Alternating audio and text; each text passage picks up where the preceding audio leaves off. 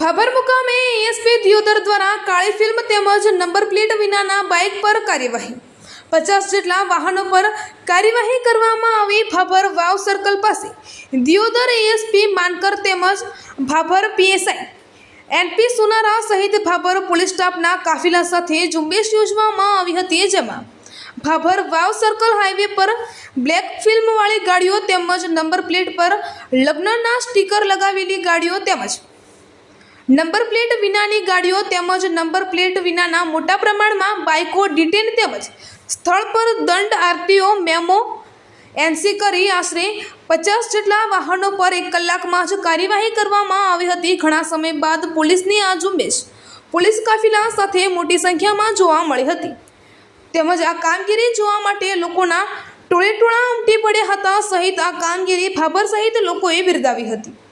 અહેવાલ ગોપાલ કે પુજારા, ભાભર, બનાસકાંઠા।